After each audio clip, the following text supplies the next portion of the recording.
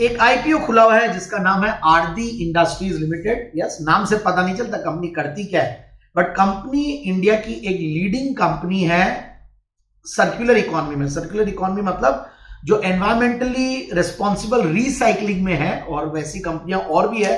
In fact हमने नाम सुना हुआ है कुछ, पॉन्डी ऑक्साइड, ग्रेविटा, दोनों को मैंने जेम्स में कवर किया हुआ है, और ग्रेविटा संभाव हमारे पीएमएस में भी है। तो इस इंडस्ट्री को हम लोग बहुत क्लोजली भी ट्रैक कर रहे हैं। और end of life lead acid batteries और नॉन फेरस स्क्रैप से मेटल्स निकालती है। तो कंपनी काम तो बहुत इंटरेस्टिंग कर रही है, और सबसे इंपॉर्टेंटली कंपनी मतलब इंडिया में भी वन ऑफ द मतलब टॉप 6 मैन्युफैक्चरर्स में आती है pure lead and alloys manufacturing में। So that is also a very big thing. और कंपनी ने अपना जो लेड है उसको एमसीएक्स में, जिसके हम लोग मेंबर भी है, वहां पे इन्होंने अपनी लिस्टिंग करवा रखी है। और दूसरी तरफ एलएमए में, एमसीएक्स ठीक है, एलएमए में भी अपना आरडी लेड के नाम से 9997 के नाम से ब्रांड है जो कि लिस्टेड है, which is a very big thing. मतलब ये एक बड़ी चीज होती है। और transparent pricing, improved market visibility और कमोडिटी प्राइस हेजिंग, ये सब यहां आने की वजह से हो रहा है। सो ओवरऑल एक अच्छी कंपनी, और करीब जो इनके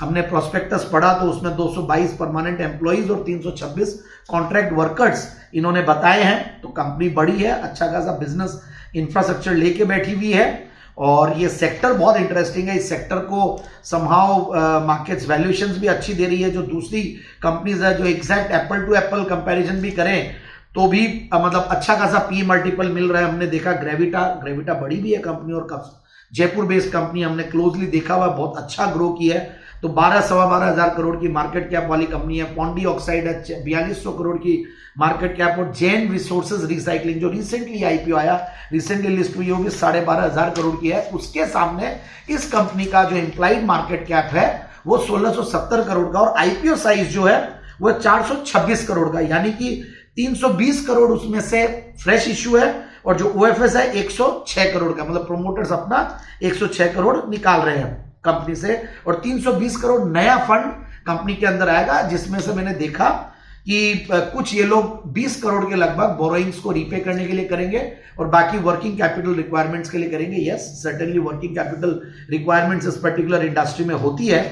तो पी मल्टीपल्स, फंडामेंटल्स, नंबर्स देखे तो सारे ठीक लगे, हमें अट्रैक्टिव लग रहा है। और क्योंकि 19-20 के पी मल्टीपल पे है, ईवी बाई एबिटा 10x है, 10 टाइम्स है, और प्राइस टू सेल्स भी 1.43 है एज कंपेयर टू मतलब ग्रेविटा, पॉन्डी ऑक्साइड और जैन रिसोर्सेज रिसाइकलिंग। तो जैन रिसोर्सेज और पॉन्डी ऑक्साइड वो 1.4 और 1.31 रेस्पेक्टिवली है, उसके सामने 1.43 है, ठीक है। और डेट टू इक्विटी भी बहुत ज्यादा नहीं है, 0.35 है, जो कि मैं जैन साहब के जेम्स में भी जब भी बोलता हूं मैं 0.40 से नीचे मतलब मोस्टली चाहता हूं कि कंपनियों का डेट्स हो। बट अगेन कैपेक्स ओरिएंटेड हो, कैपिटल इंटेंसिव हो कोई प्रोजेक्ट, और अगर आपका एक्सपेंशन के लिए लग रहा हो तो कहीं कोई दिक्कत नहीं है, कैपेक्स लगता है तो। सो ओवरऑल एक दो चीजें और भी दिखी। इनका जो बिजनेस है वो एक्सपोर्ट्स भी जो आ रहा है वो सिंगापुर, स्विट्जरलैंड यहां से आ रहा है। Again they are very developed countries and जहां पे पर कैपिटा इनकम बहुत हाई है, तो ये भी एक अच्छी चीज है। सो अच्छी ग्रोथ दिखाई, वैल्यूएशंस रीजनेबल है, अच्छे बिजनेस भी कर रहे हैं, और कुछ इन्होंने वैल्यूएशंस के लिहाज से टेबल पे छोड़ा है। बात होगी एंकर इन्वेस्टर्स की लिस्ट देखी तो मैं ये नहीं बोलूंगा कि बहुत एक्सट्रीमली इंप्रेसिव है, ठीक है, जिसमें से bank of India small cap fund, mutual fund ने भी पैसा डाला है।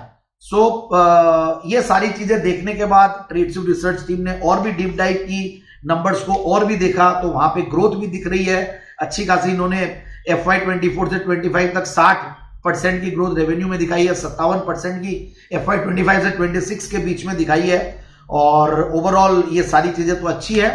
ट्रेडस्विफ्ट टीम ने जब डीप डाइव की तो बहुत सारे स्ट्रेंथ्स और वीकनेसेस भी सामने आए। वीकनेसेस में मैं कह दूं कि हाई डिपेंडेंस है लेड इंडस्ट्री के ऊपर, यस सर्टेनली रहेगा। वर्किंग कैपिटल इंटेंसिव है, जो मैंने शुरू में भी कहा, कैपिटल इंटेंसिव बिजनेसेस हो सकते हैं। और दूसरा कुछ कमोडिटी प्राइस की वॉलेटिलिटी, और इन दिनों में हमने देखा कि काफी वॉलेटाइल रहा है। बेस मेटल्स हो, गोल्ड हो, सिल्वर हो, तो फेरस, नॉन फेरस मेटल्स और प्रेशियस मेटल्स सभी काफी वो रहे हैं। और बाकी एंकर इन्वेस्टर्स की लिस्ट और भी इंप्रेसिव हो सकती थी, जो कि बहुत इंप्रेसिव हमें लगी नहीं है। But at the same time बाकी बहुत सारी अच्छाइयां भी है।